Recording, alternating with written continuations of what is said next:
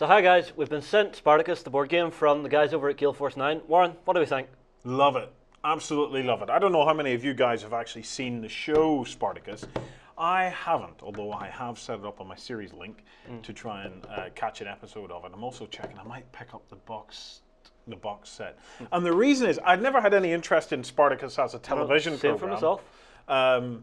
I do hear it's quite bloody and pretty violent. I've seen parts and it is blood, gore everywhere. Hence the reason we have the little symbol on the front here saying mature content for 17 and over. It's quite adult themed, but you know, I had no interest of it until I played this game. Yes. This game absolutely rocks. Absolutely rocks. If I had 5 thumbs, it would get 5 thumbs up. It's that good. Yeah.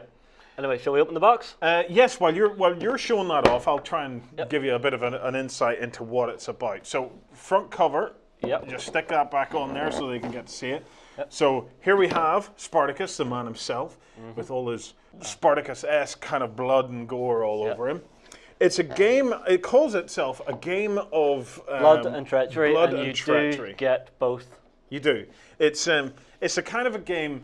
There's a series of phases, but basically what you're trying to do is you have a dominus, a house, where you have slaves, you have gladiators, and you have guards.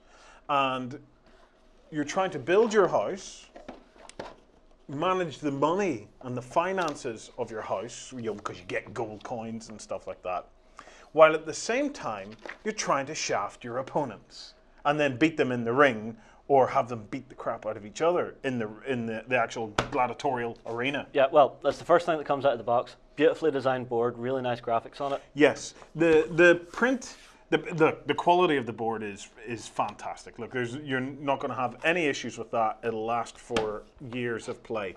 The print itself could maybe have been a touch higher resolution, but then the fact that it's on this kind of matte, almost like a slight fabricy kind of effect finish, it probably couldn't have been any higher resolution than it is. Yep. The rulebook itself is pretty easy to wade through. It's only about 18 pages. I was through that in about an hour and understood the most of it. You'll probably find that if you and a couple of mates sit down and play this, within an hour or so you'll be playing. Within 2 hours you'll be playing confidently. Within 2 sessions you're going to be completely hooked. Yeah. Completely hooked. No, I mean, like, we even squeaked in a couple of games during our lunch breaks and stuff in here, which we don't normally do. Yeah, it is that good. It's a very moresome kind of game. You keep wanting to come back to it to have another go. So yeah, but the beautiful thing is, even though you are trying to do one over on your opponents, there's never any malice to it. It's more of the you got me, damn it. Yeah, it doesn't. There is a bit of this where you are trying to outwit your opponents, cost them money, cost them gladiators, or gain resources and finance and slaves and stuff yourself. But it's built in such a way that you never feel aggrieved by because because it's constant. It's not like everybody's had that moment in Monopoly where you just get totally sick of your opponent constantly picking on you. Yeah. But in this, because it's a core mechanic of the game, you never ever get sick of it. It's just fun, and you know when it's coming, and you're sitting going, "Oh no!" And the beautiful moment is whenever your opponent forgets to hit you with some kind of trick or whatever. Well, next up, we get gold coins, and as you can see, they just pop straight out. Yes. Now you're gonna need all of these. You get a lot, and you get a lot of them. There's another one here with all your little house tokens, your favorite tokens, your champion tokens, and the important one, the host token. The host token. Now, we'll come to that in a little bit. Yep. So, next up in the box, we get our house cards. So, you'll play one of 4 houses in the game, and each one actually does have a different flavor to it. Yes. So, say I was playing Gladiator, I would be wanting to gather as many guards to my side as I could, because both my house special rules act on guards, whereas if I was playing Tullius, I would want to be getting slaves, because it works off slaves. So you do get a real different flavour for each house, even though you're playing the same game.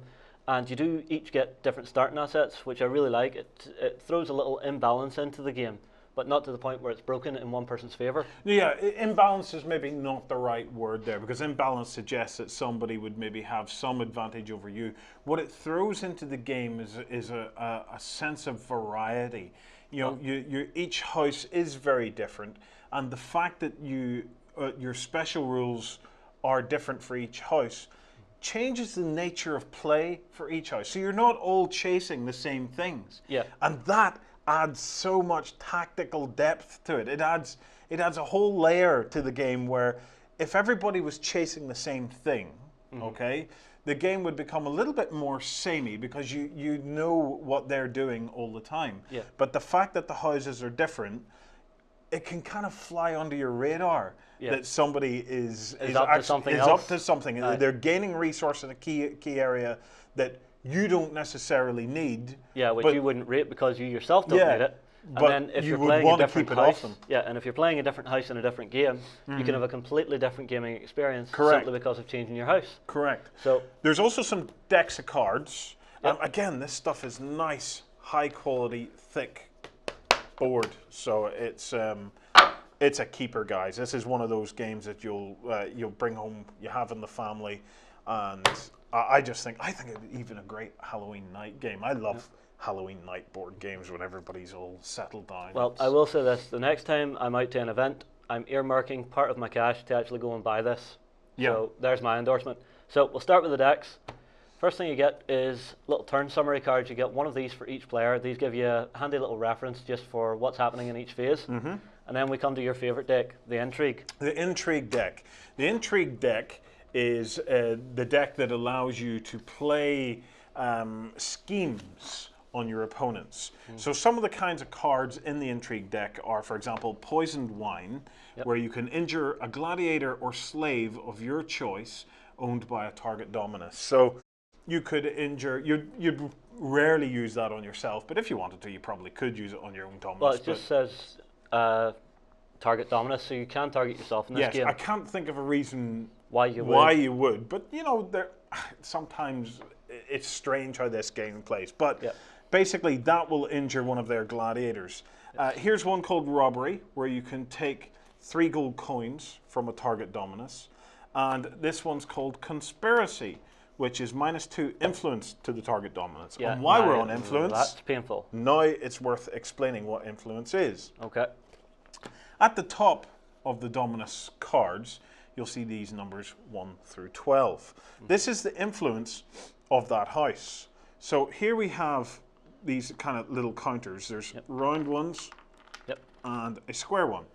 The round ones you use later on just if you're placing bets in the arena during the gladiatorial combat. You use that to mark your bet so as it's easily basically seen no from arguments, someone else. as in I bet on this, no you didn't. You just have it marked, so nice and handy, nice and clean. If you're playing a complete full game, you will start on 1 influence. And at 1 influence, the maximum number of cards you can have in your hand at the end of your turn is 3. However, as you gain influence, and there's multiple ways you can gain influence, by hosting the gladiatorial events, by winning the gladiatorial events, and by playing schemes and using the house special rules. And by gaining champion gladiators. Correct. As you move up, for example, when you get to 4 influence, your hand size, you're allowed 4. When you get up to 7, your hand size is 5. When you get up to 10, your hand size is 6. And the more, that's a great thing, because as you're getting up in influence, the more schemes and things like that you have going on. It's so well thought out. Although there's one brilliant little thing to note. At the beginning of your Intrigue phase, everybody gets dealt their 3 cards, right? Correct. Now, say I'm sitting at, say, influence 3. I can have a hand size of 3. I've kept my 3 from the last turn, and I'm about to be dealt 3. Yes. That is absolutely fine. You can have those 6 in your hand, so long as you only have 3 at the end of your Intrigue phase. Yes. So if you're clever, you can actually wait a turn and actually double up resources for that big turn where you really want to hit someone. Correct. I'll go through the phases in a little while, but I want to try and give you the feel of the game. You do feel like you are the master of the house, Yes. and you're buying and selling your gladiators and slaves and recruiting your guards. It does. You don't feel like a gladiator in this game. At least I never felt like a gladiator in this game. I felt like the guy behind The mastermind. the gladiators. The evil mastermind with the way you play. And it's kind of strange because a game of this type, you wonder to yourself how much you can actually relate to it. But after a very short amount of time playing it, you relate to it very, very much. And you do get hooked into it, and you do get drawn into it. And I'm massively drawn into this game. I love the fact that I feel like I'm building the power of my house. I feel like I'm trying to basically shaft the other houses. Yes. You know, it's great. But influence is the key. When you get to 12 influence at the end of that turn, phase, because you are the winner. It can happen in any of the phases. While we're on the phases, let me take you through the phases, okay? Okay. So let me show you what the game typically looks like in front of you, okay? So let's say you're playing us. So if you were sitting there and you were playing Tullius, one of the things to remember is you don't have to start at 1. For example, in a lot of the games that we are playing, especially the lunchtime games, where we're just hooked, we just wanted to play it during lunchtime, we started at number 7. Just meant that we would be able to finish the game quicker, and we were able to get more cards in our hands and stuff like that. It's the recommended starting level in the rulebook. For your first couple of games, that's where it recommends that you start. Yeah. So this particular house, if you were sitting here beside us, this is what you'd be seeing. You would have 2 gladiators, 3 slaves, and 1 guard. So the other thing that you would have is 9 gold. So I'm just going to quickly pull out 9 gold. 2, 4, 6, 8, 9.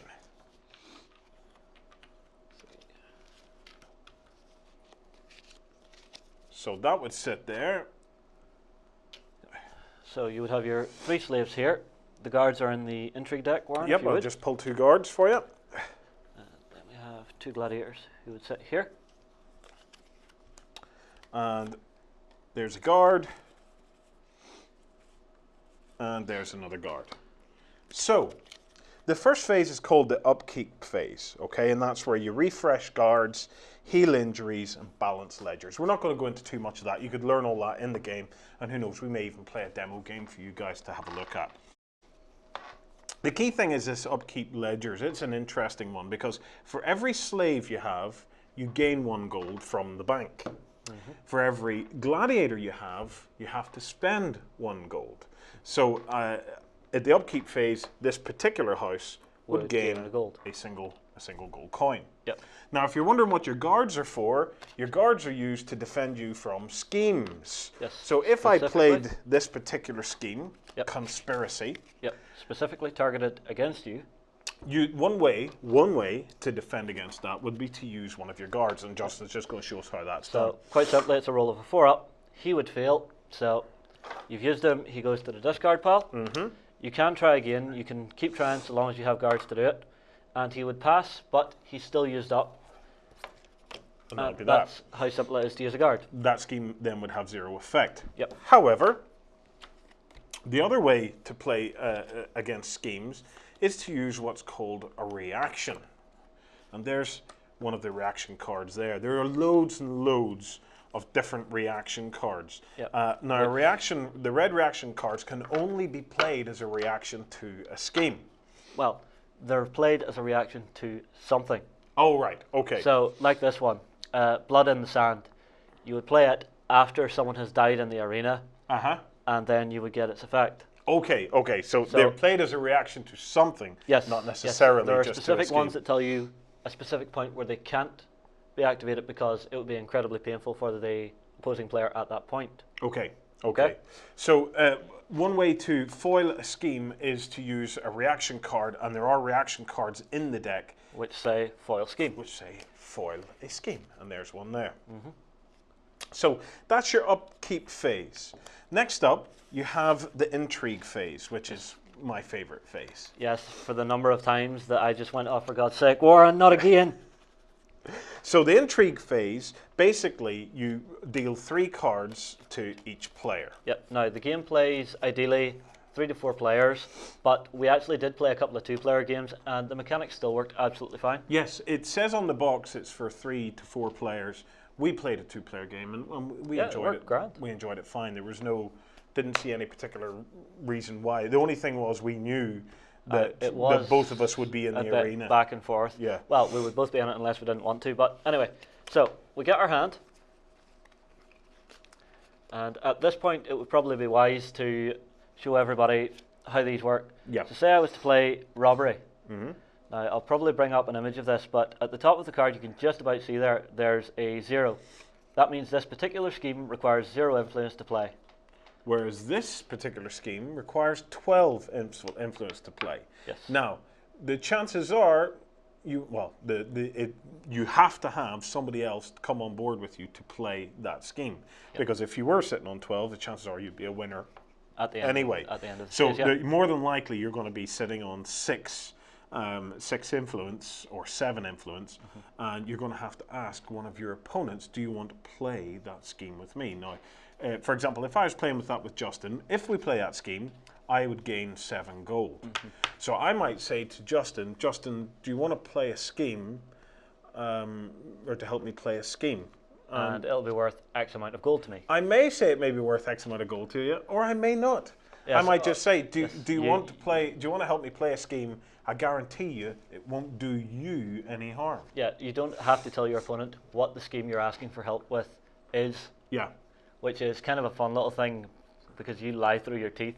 Well, I don't lie, I just omit things. And it's part of the game. Yes. It's because you want to try and manipulate the other players into backing your schemes because they feel they're safe from it. One of the opponents is going to get it in the neck. But the chances are, for example, in this one, if Justin said yes, thinking I was going to hit one of the other opponents, and I put that down and I walked away with 7 gold, he's going to feel rather annoyed about that. I would feel rather annoyed and be less likely to help him again. Yes. So there is a balance between actually being honest and being that sneaky little git. Yes. So there is a certain amount of sneakiness and whatnot that you can play with the other opponents. However, being Beasts of War, we took it to a whole other level. Yeah. So we took Munchkin rules. So we decided, this game is about the sneakiness and treachery and stuff like that. That's a lot of fun for us. We're gamers. We've played a lot of years together. We trust each other. Unfortunately. But we trust each other that we'll have fun. So we actually played a kind of Munchkin type rules where it was simply of, if you cheat and you can get away with it, and you get away with it, it's fine. It's fine. So all sorts of strange double dealing and underhandedness go on in our game. So it's a brilliant little house rule that we have. Yeah, and we really enjoy it. Whether it's for you and the guys you game with, that's for you to decide. For us, Spartacus set the scene. It has its own inbuilt treachery and stuff like that. We just enjoy taking it a step further and try and get other little cheats and swindles and things like that into the game, because it really does make you feel like the most treacherous guy in Rome. Yes, the treacherous dog. So that's your the intrigue phase. Yes, you draw the cards. You draw the cards. You begin with the person with the host token. Yep. And then you move clockwise round the table. That's to your left. Then, after everybody has went, you move on to the market phase. But before that, you also have the option to sell cards. If you look under the close camera, you will see that these are worth 2 gold apiece. So say I didn't want to play those, I could just sell them to the bank and get myself some extra money for the market phase. Well, here's another question. If you were down here, this 1, 2, or 3 influence, and your hand size is 3, and you had 3 cards, and you were dealt another 3 cards, you could just sell those extra 3 cards. Yeah, you could sell them, or you can play them. The other thing is, guards can be played from your hand or as an asset in front of you. Yes. So you can keep them in your hand and hide a defense, but it's taking up that valuable space in your hand. So it is resource management at this point. It's resource management, and you're managing the expectations and the thoughts and ideas of your opponents. Yeah, it's very sneaky, guys. I love it. Yeah, it's great fun. The other thing then you can do is you can cash in the cards. Also during the intrigue phase, you can play the house special rules and asset abilities. Yes. Now you can play your house special rules multiple times. Yep. And so to give you some examples, you have a special rule, Legionnaire Patrol. This is for Gladiator. Okay, look, that would help, wouldn't it? Yep. Where if you exhaust 3 guards, so in other words, to exhaust a guard, you just turn it over, and then in the upkeep phase, you can turn it back. Yep. If you exhaust 3 cards, you can draw 1 additional Intrigue card. So that would be drawn. And wow, you got another guard. Which How would be handy is perfect that? for that house. The other one is called Dispatch to Rome, and that is discard 3 guards. Yep. Although And you can't discard an exhausted you card. can't discard exhausted cards, so they would have to be unexhausted. Yes. You can discard 3 guards to gain +1 influence, so that would move you up that influence rank there. Yep. Whereas for Batius, any of you guys that watch a show will be able to correct me on that. Yep. You can exhaust 2 gladiators to gain 2 gold, or discard 3 gladiators to gain +1 influence. So there's loads and loads of different mechanics there for moving up and down the influence level. Yeah, and each of your houses has a way to increase its influence by getting rid of its assets. Yes. And then for, say, Batius, he can basically keep his gladiators that he's not fighting in the arena for free because he's exhausting them every turn and they're basically paying for themselves. Yeah, correct. So Now, with that over, I think we're on to the market phase. the market phase. So if that wasn't fun enough doing all that, you have the market phase. Now the market phase has a deck of cards itself. Yep. And that's these cards here, the market cards. Yep. Now market cards are full of gladiators, slaves, and equipment to kit out your gladiators. And the market phase just works quite simply. Yep. If there are 3 players, you would deal 3 cards. And if there were 4 players, I think you deal a 4th card. Yes, but you're skipping the open market, Oh, yes. which is Step one of back. the very fun parts of the game, where it's actually trading the assets of your house between other houses. So say I had a little starting slave that I wanted to sell. It's worth 2 gold if I sell it to the bank at this point. Or I can say, does anybody want it? I'll take 4 gold, 5 gold, whatever. And then you can actually barter between each other. Yes. Now, when your trading's done, you grab your money, you take it to your hand, and you hide it. Yes. Now, just on this idea of buying and selling between each other, guards only come from the Intrigue deck. So you don't get guards in the open market. So if you're on the hunt for guards, you'll either have to wait and see if it comes up in your hand during dealings on Intrigue, or you'll have to buy them on the open market. The same thing for well, it's not the same thing, but gladiators and slaves, however, are bought at the market along with equipment. Now, you will have to decide yourself whether it's worth paying the higher fees, because believe me, you will have to pay the higher fees. Whatever it says on it, a 2, you're going to have to pay more than that to get somebody to sell it to you. Otherwise, they would just sell it to the bank, cash it in. And then they've denied you that resource. Yes, so it's a real balancing act, that one. Do you want to be powering up your opponent and giving them money? You may have to if you want to get that particular resource that you're after. Yes, to actually use in other phases of the game. Then you move on to the auction phase. So that's the phase where you have the 3 cards in front of you, or 4. Yes, depending on your players, because it sort of gives everyone a chance to buy an item. Now, at this stage, everybody has their gold hidden in their hands, and you really, really don't want your opponent to know how much gold you have at any one point. However, I don't think you're allowed to actually hide any gold at any point in the game. Your gold always has to be. Point. Yeah, your gold. Other than that, your gold always has to be in the treasury. Yep, correct? Always sits in your treasury. So there were points during our games where I was eyeing up everybody's treasury to try and figure out how much gold they would have during the actual auction phase. Yeah, and there were, or maybe not, points in the game where I maybe had the odd couple of gold slipped in my hand to keep it out of my treasury. Maybe, maybe not. Who knows? But that's our house rules. Anyway, so you have a certain amount of gold in your hand. Then you basically turn over your first card. First card, and in this instance, we have Assure.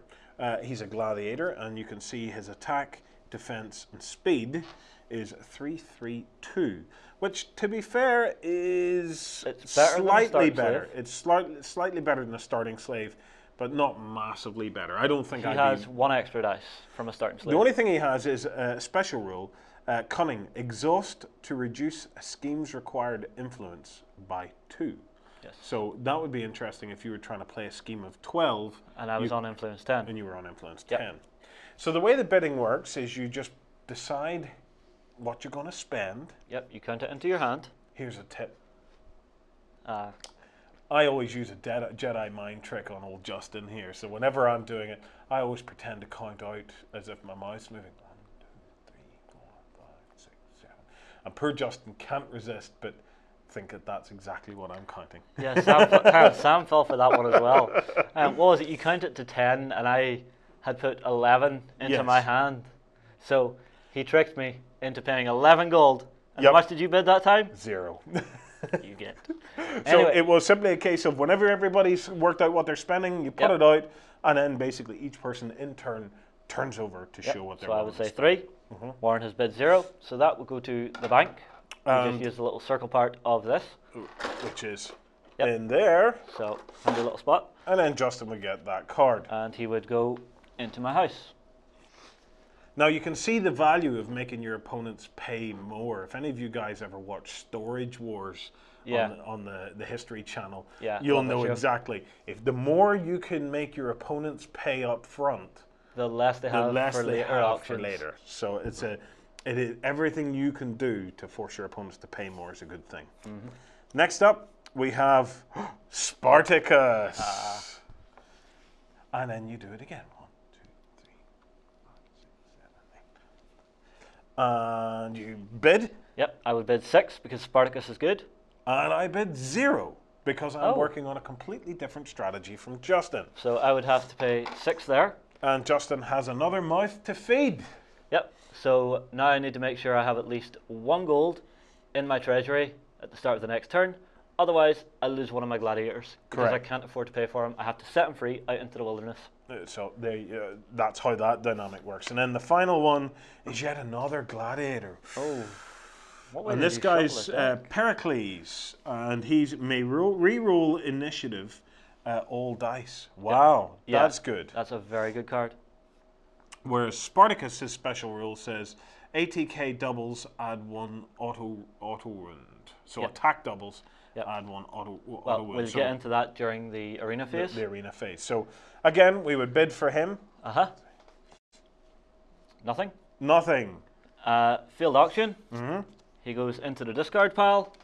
He didn't get bought today. And that's the end of him. Yep.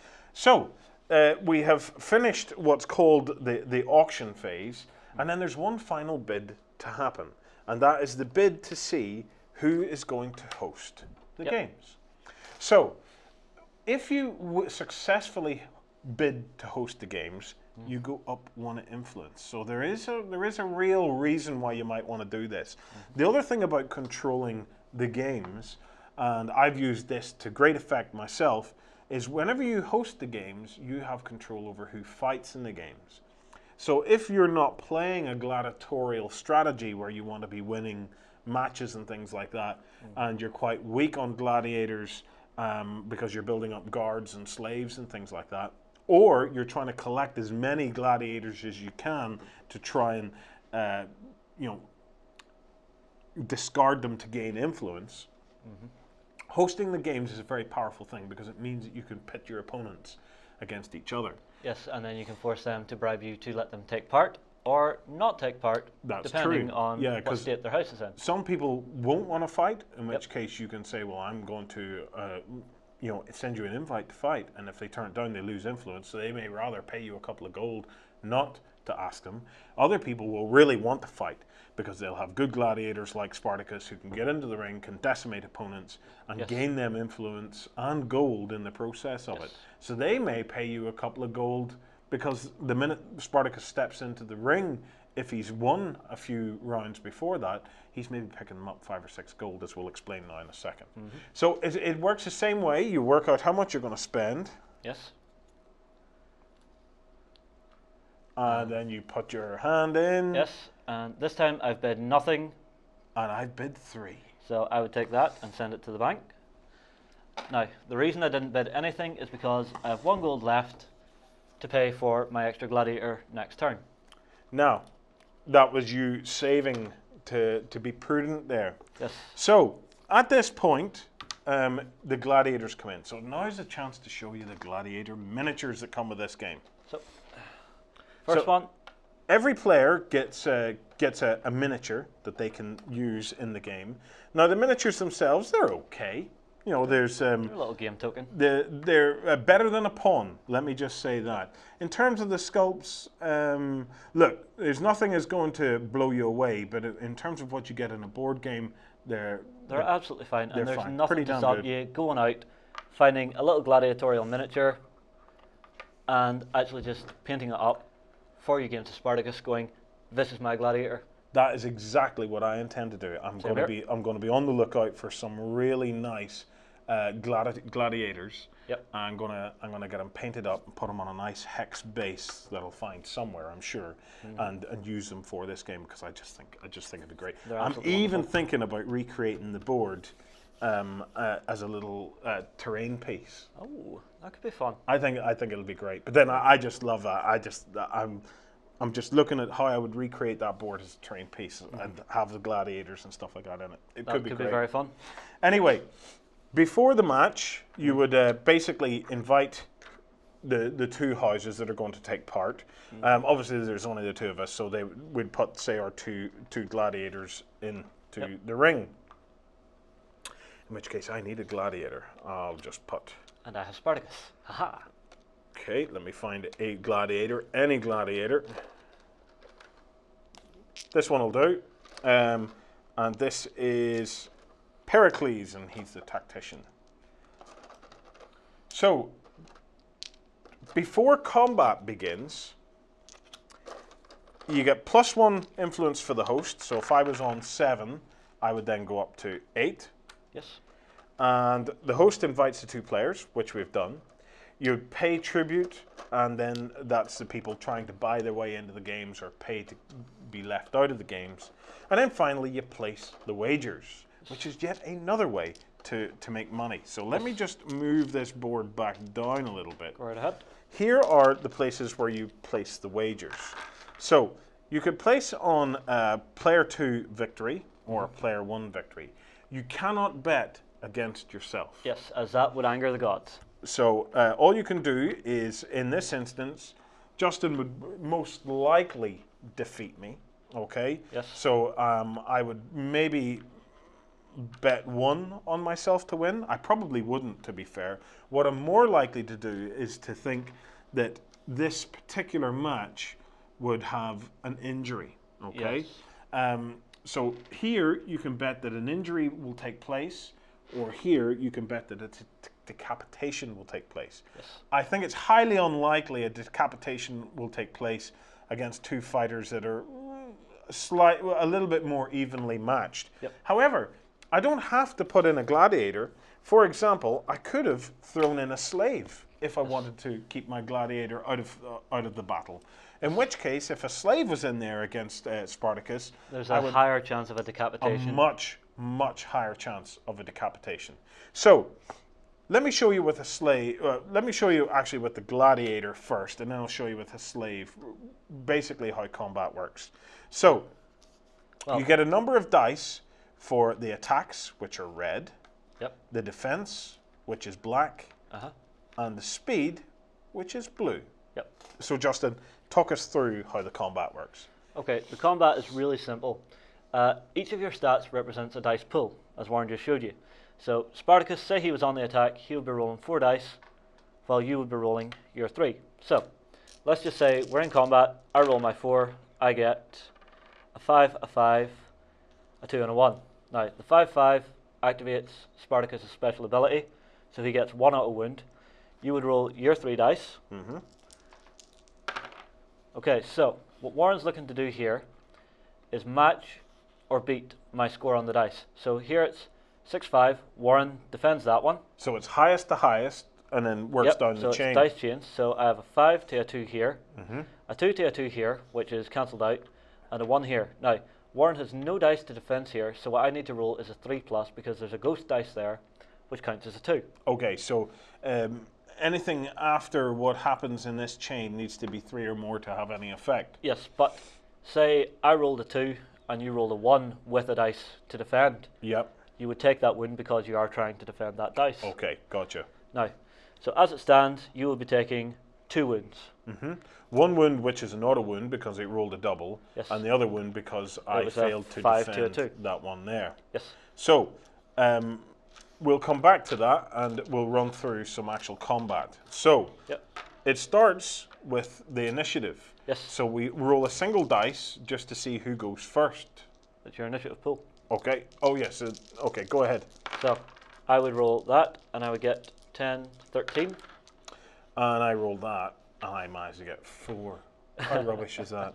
Okay, so Spartacus can choose whether he goes first or not. Yes, and at this point, I think I would like you to go first. Of course. Of course. I have speed 3, so I can move 3 squares. So 3 hexes. yeah, or 3 hexes. I may as well just go straight forward because I Yeah. know I have very little chance there's here. no point of... 1, 2, 3. Yes, so Warren has been forced to move. He doesn't get to take a second action, which means when it's Spartacus' turn, he can run up, take a free attack without having to worry about getting hit back. Go ahead, do your attack, and let's see how this works. Okay, so I get a 5, a 4, and a 3, and a 2. And I get 6s and a 1. So, blocked, 1 wound, that's it. Okay, so now that I have the 1 wound, what do I do? Now you lose 1 dice from one of your pools. Okay, so in this instance, it's going to be painful whatever way I look at it, but I know that if I start taking my dice away from my attacking dice, I'm never going to win this because I'll never be able to do enough damage. So I'll probably just take my chances and take it away from the blue pile to still leave my Gladiator somewhat effective in combat. Well, there are tactics to actually which pool you would take a dice off, depending on what you want to do. So we then roll again for the initiative to see who's going to go first. Yep.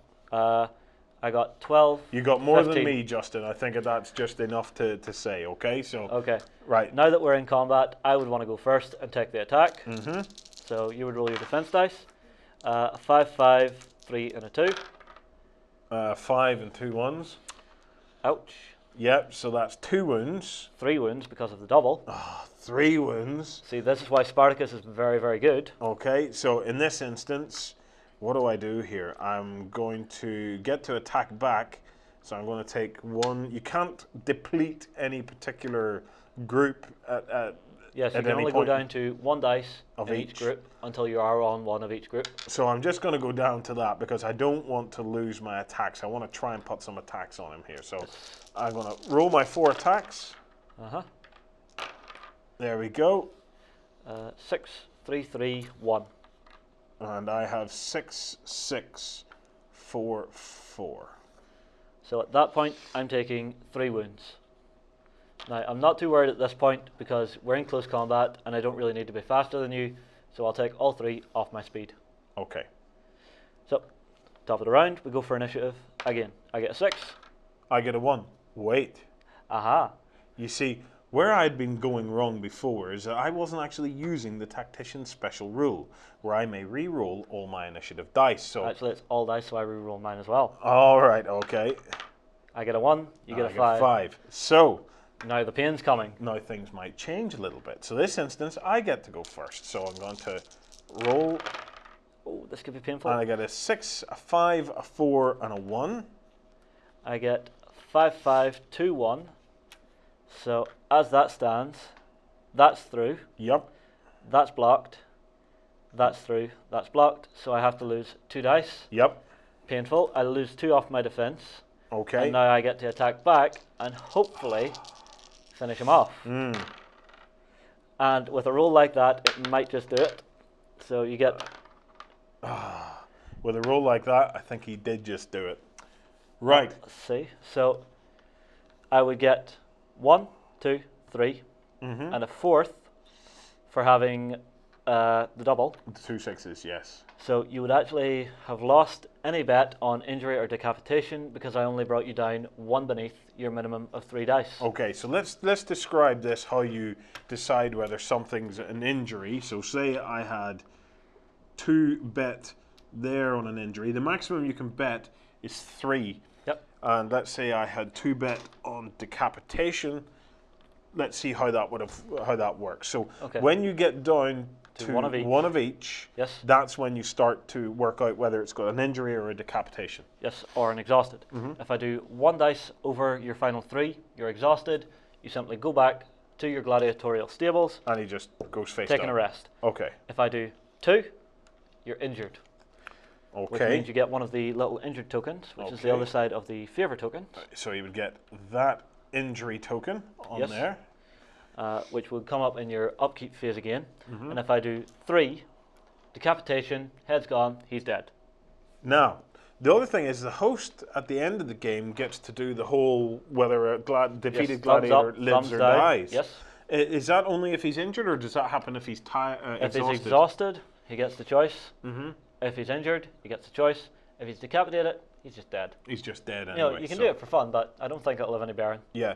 So if he's exhausted or injured, whoever's the host and has this token here gets the opportunity to go the whole: does he live or does he die? Yes. Now, you can imagine there'll be some times where you want gladiators to live If it's one of your own. if it's your own, or if it's a gladiator that's costing your opponent money, Yes. in which case I would sometimes let him live, or there's maybe a time when you'd want a gladiator to die.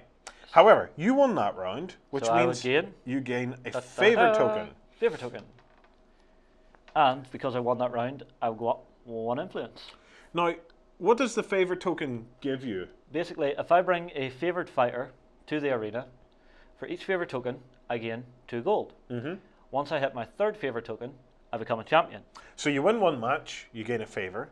I win You a win second match. Second match, you gain 2 favour, which means that the next time, whenever Next he time he enters goes in, into the arena, I'm getting 4 gold. so it's worth you paying up to 2, To fight. 3 gold to If fight. if you have a good fighter, it's worth it. And then if he wins again, then Third they round. come off. He's a champion. Yes, And he's getting 6 gold. Yes, and because he's became a champion, you go up 1 influence. But this is a double-edged sword. If I lose him for any reason, I lose 1 influence. Only when he's a champion, though. Only when he's a champion. But that's if I sell the gladiator, Yep. if he dies. I will lose that Oh, influence. so you have to keep him to keep that influence. I have to keep him alive to keep that influence. Brilliant. Brilliant. This is why you would use poisoned wine on him, Yes. because it means you can perhaps kill him Uh-huh. without having to worry about doing the thumbs down Yeah. on a champion by losing 3 influence yourself, Yep. because they would have the 3 favour tokens, and having him Oh yes, dead. this is the other aspect of it. If you're a host and you go to kill a gladiator, if that gladiator has a favor token on them, you lose drop the 1. influence. You lose 1 influence. Exactly. Are you saying though, if he has 2 favor tokens, I would lose 2 influence if I Yes. wanted to kill him, and if he's a champion, I'd lose 3? Yes, We this see is this is why it. you would use poisoned wine on him. Mm-hmm. When he's out of the arena, he can just die or be injured. You're stopping him from fighting, making money. If he survives and just stays injured, and if he dies outside the arena, nothing happens. He's just been assassinated. Yeah. So at the end of it, you would then settle the wagers. So if you had bet on a victory, you would get. Basically, for every gold you bet, you get another gold. If you'd done an injury, for every gold you get 2. And if you did a decapitation, for every gold you bet, you would get 2. Yep. So there's all kinds of strategies for the betting and stuff like that. I'm sure you guys can Yes. work it out. Although I will say one thing: for a game with so many components, they all mesh beautifully. Yes. This is one of the things. I love board games. For me, the beauty of a board game is a board game for me is a rest from tabletop gaming, because Yes, it's basically a contained game that doesn't have anything overly heavy. yes, everything I need is there, and Yes. I'm not sitting playing thinking, oh, if only I had this unit or that unit or Yeah, the you other don't unit. have that out-of-game metagame. Yeah, I'm going not on. sitting worrying about a metagame. I Yes. just know that everything that's there is there, Yes. and it's pure escapism for an hour, 2 hours. Yep. It's an easy game to pick up. I hope you're getting a feel for the rules anyway. I would imagine most of you, by picking up the game and watching this video, will get to grips with the game very, very quickly. Yep. It's a tremendous amount of fun. It looks like there's a lot of parts and bits and pieces to the game. It could be slightly overwhelming to someone new, but once you get playing, absolutely fine. Yeah. You'll be running in no time. You get through it very quickly, and you realize that every part has its reason for being there, and it's always very simple. There's nothing complicated about this game. Except the very other players. fast-flowing. Yes, well, this is it. And that's the beauty of it. That is the beauty of it. It's a gamer's game. The other interesting thing about it is every single one of us that has played this game has won at one point or another. At least one game, yeah. So it's not a game where any particular guy would dominate. Yes. We find that some people were just able to get their strategies off, and it's I've had a couple of lovely moments in this game where I've been playing my strategy and just focused on my strategy, and it looks like I'm losing the game, but the reality is I've built a strategy. You're building your way towards the win. In one turn, I was able to maneuver everything and actually move up 4 influence in one turn and win the game. Yeah. But it took a lot of effort just to get to that point, and you have to. But you did feel like the schemer at that point when you won that way.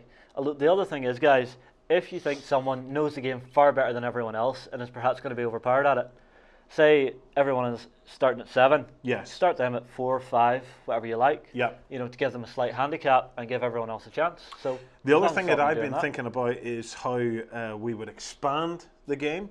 There are equipment cards and things like that in this. I would love to see animals and things like that, like lions and bears. Or 4 gladiator arena fights. Yes, I'd love to see if we can make arena fights between multiple gladiators. I would even like to see if we could have a campaign of sorts where you at the end you would maybe keep your gladiators and start again and work through and build a narrative almost of the houses. I think you'd get very attached to the particular gladiators and I know I got very attached to my particular house that I liked playing, which was Matthias, the red guys. So you will find a specific style of play that you like in this game, which is also great. Yeah, it is great for everyone, and it's even more great when you make him play something else. One of the other houses. Yeah. So, guys, look, as games go, this has been a bit of a surprise for me. Whenever I'd first heard about the Spartacus board game, I raised an eyebrow because like I said, I hadn't seen the TV show. It hadn't particularly appealed to me. However, the game itself is absolutely fabulous. It is a fabulous game. If you have the right group of friends, you're going to have so much fun with this. It's going to be unreal. It sucks you in. You get very absorbed in it. And remember, as long as you remember, it's only a game. You're just going to have the best crack with it. You really are. Yeah. Well, I would say for myself, 9 out of 10. Do you know what? Yeah, easily a 9 out of 10 on this one. It does exactly what it says on the tin. If you want a board game that you can sit down for an evening and play a few games of it, because you could get through a few games of it, especially if you start a little higher in the influence, you're just going to have a lot of fun with this. Well, as something to collect, there are opportunities there. You could get some nice gladiator miniatures and paint them up. You could look at recreating something like this in a kind of a terrain piece. And if you're interested in doing your own little house rules and things like that, I'm sure you could find ways to kit them out with other kinds of equipment, or look at animals or something in there. There's all kinds of things, like a bear gladiator. How cool would that be? A bear gladiator. All right, anyway, that's you in the arena. But I think that wraps it up to the community. If any of you guys have played it, we'd like to hear your thoughts on it. If you have any questions about it, post it below and we'll do our best to answer it. We know that video was quite long, but that's about as detailed a review as you're likely to get. And the game's worth it. If the game is absolutely worth it. If we've missed anything, or if we've got anything wrong, post it below. We can always try and update the video just to correct any little errors that may have crept in here or there. Other than that, thank you very much for watching. And if you do decide to pick up a copy of Spartacus, let us know. And if I'm in your area at any time, I'll call in and we'll get a game. Sounds good to me. All right, guys, take care.